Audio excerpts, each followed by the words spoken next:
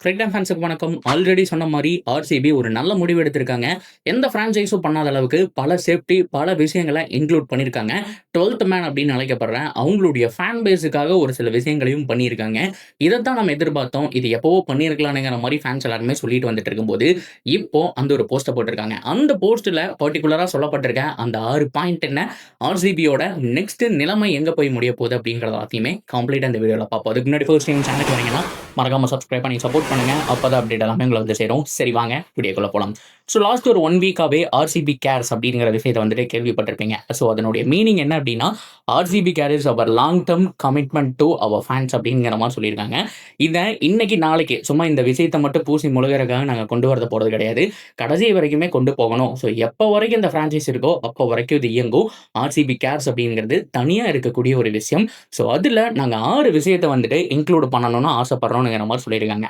Number 1 provide support. அதாவது எவ்வளோ support வேணுமோ, மெடிக்கல் சப்போர்ட் வேணுமோ, ஃபர்ஸ்ட் எய்ட் எவ்வளோ கொடுக்கணுமோ அது எல்லாமே எப்போ, எங்க, எந்த ஒரு ஃபேனுக்கு தேவைப்பட்டாலுமே நாங்கள் கொடுப்போம்.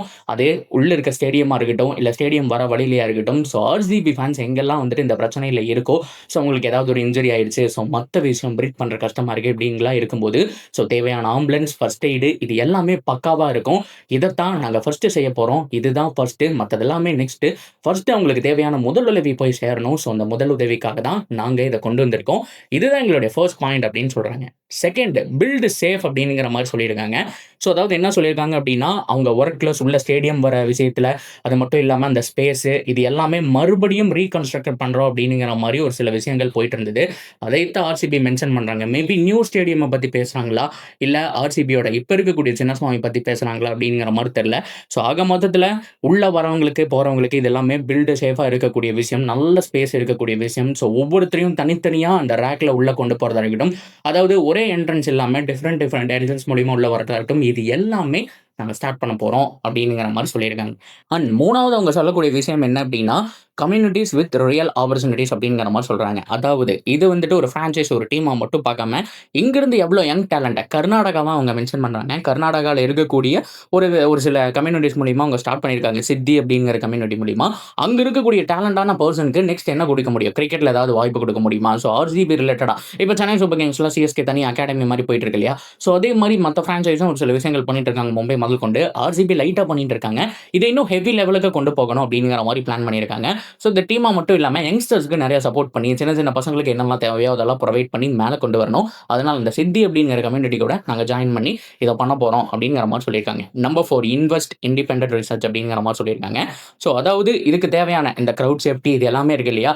இது இவங்க மட்டுமே பண்ண முடியாது. ஸோ பல பேருடைய உதவினால பண்ண முடியும். ஸோ அதில் எவ்வளோ அமௌண்ட் இன்வெஸ்ட் பண்ண முடியுமோ அதை பண்ணி, ஸோ அதுக்கு தேவையான சேஃப்டிஸை மற்றது மூலியமாகவும் ஹாஸ்பிட்டல் மூலியமாகவும் அவங்க வாங்கணும் அப்படிங்கிற மாதிரி நினைக்கிறாங்க. ஸோ உங்களுக்கு தேவையான விஷயத்தை எல்லாமே பர்ட்டிகுலரா சூப்பரான விஷயத்துல இன்வெஸ்ட் பண்ணணும். ஸோ கிரவுட் சேஃப்டி தான் எங்களுக்கு ஃபர்ஸ்ட் அப்படிங்கிற மாதிரி சொல்லியிருக்காங்க. Number 5 fan memories. அதாவது இப்போ இறந்து போனாங்க, அது மட்டும் இல்லாமல் பர்ட்டிகுலரா ஒரு சில ஃபேன்ஸ் எல்லாம் இருப்பாங்க. அவங்களுடைய மெமரிஸ் இன்னைக்கு நாளைக்கு மட்டும் இருக்கக்கூடாது. இப்போ ஃபுட்பால் கிளப்லாம் பார்த்தீங்க அப்படின்னா ரீசெண்டாக ஒருத்தவங்க இறந்து போயிட்டாங்க. ஸோ அது மட்டும் இல்லாமல் ஒரு ஃபேன் பேஸ் எல்லாம் வந்தாங்க அப்படின்னா அவங்களுடைய நினைவுகளா ஒரு ஃபோட்டோ அவங்களுடைய அந்த கிளப்புக்குள்ளேயே மாட்டுவாங்க. அதெல்லாம் நம்மளால பார்க்க முடிஞ்சிருக்கு. ஸோ அந்த மாதிரி ஜஸ்ட் இது ஒரு இன்சிடென்ட்டாக மட்டும் எடுத்து நகர்ந்துடாம இதை லைஃப் லாங் நாங்கள் ஞாபகம் வச்சுக்குவோம். அது மூலியமா தான் இந்த ஆர்சிபி கேஷ் அப்படிங்கிற கிஃப்ட் ஆஃப் எங்களுக்கும் கிடைச்சிருக்கு. ஸோ அவங்களுடைய அந்த ஃபோட்டோ மெமரிஸ் இந்த ஆல்பம் இது எல்லாமே வந்துட்டு அவங்களுக்கு லிவிங் ட்ரிபியூட் கொடுக்கணும் அப்படிங்கிற மாதிரி நாங்கள் வைக்க போகிறோம் அப்படிங்கிற மாதிரியும் சொல்லியிருக்காங்க. அண்ட் ஃபைனலாக பார்த்தீங்க அப்படின்னா, ஸோ இது வந்துட்டு ஜஸ்ட் ஒரு டீமாக மட்டுமே இல்லாமல் ஓவராலாக எல்லா சப்போர்ட்டுமே நாங்கள் பண்ணி தர மாதிரி இதை பண்ணணும். லோக்கல் டேலண்ட்டை நிறைய பேர் உள்ளே கொண்டு வரணும். லோக்கல் டேலண்ட் அப்படிங்கிறத மட்டும் சூப்பராக மென்ஷன் பண்ணியிருக்காங்க. Bill future through the sport அப்படிங்கிற மாதிரி தான் அவங்க வந்துட்டு இதை கொண்டு வந்திருக்காங்கன்னு சொல்லி ஆகணும். அண்ட் கடைசி பாயிண்ட் என்ன அப்படின்னா, ஜாப்ஸ் ரொம்ப ரொம்ப முக்கியம். அதுதான் அதாவது கிட்டத்தட்ட ஒரு 20-25 குழந்தைங்க வந்துட்டு நாங்கள் கிரிக்கெட் விளையாடணும்னு ஆசைப்படுறாங்க அப்படின்னா அவங்க எல்லாருமே உள்ள செலக்ட் ஆக முடியுமான்னு கேட்டால் டவுட் தான். ஏன்னா கிரிக்கெட்டுக்கு இருக்கிற கிரேஸ் இந்தியாவில் வேற லெவலில் இருக்கு.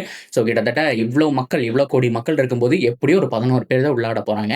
எத்தனை பேர் வருவாங்கன்னு சொல்ல முடியாது. அதுக்காக அவங்களுடைய ஃபியூச்சரையும் நம்ம இழக்கக்கூடாது. அவங்களுக்கு என்ன ஜாப் தேவையோ அதையும் நாங்கள் செட்டில் பண்ணி கொடுக்கணும். ஜாப் தான் ரொம்ப முக்கியம் அப்படிங்கிற மாதிரி அவங்களுக்கு தேவையான ஜாப்ஸ் ஆப்பர்ச்சுனிட்டிஸ் இது எல்லாமே கிரியேட் பண்ணி ஒரு நல்ல செட்டில் பண்ணி கொடுக்க போறோம். எங்க ஒரு இந்த கம்யூனிட்டி ஆல்ரெடி சொன்ன மாதிரி இந்த சித்தி கம்யூனிட்டி கூட ஆர்சிபி டைப் வச்சிருக்காங்கன்னு சொன்னா இல்லையா? ஸோ அவங்க மூலியமாலாம் உள்ள வரும்போது நாங்கள் இதெல்லாமே பண்ண போறோம் அப்படிங்கிற மாதிரி சொல்லியிருக்காங்க. இதுதான் அவங்களுடைய 6 பாயிண்ட் ஆர்சிபி கேர்ஸ் அப்படின்னு சொல்லி மோர் அப்டேட்னு சொல்லியிருந்தாங்க. அதில் கடைசி அப்டேட்டா இதுதான் வந்திருக்கு அப்படிங்கிற மாதிரி சொல்லியாகணும்.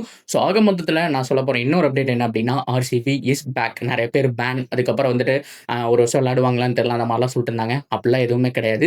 ஸோ இதெல்லாமே திருத்தி தான் இந்த ஆர்சிபி கேர்ஸ் அப்படிங்கிற மாதிரி கொண்டு வந்திருக்காங்க. ஸோ இதுக்கப்புறம் ஆர்சிபி ஒரு ப்ரொஃபஷனலாக எப்படி ஒரு ஃபேன் பேஸ் செயல்படணுமோ அப்படி செயல்பட போகிறாங்கன்னு சொல்லியிருக்காங்க.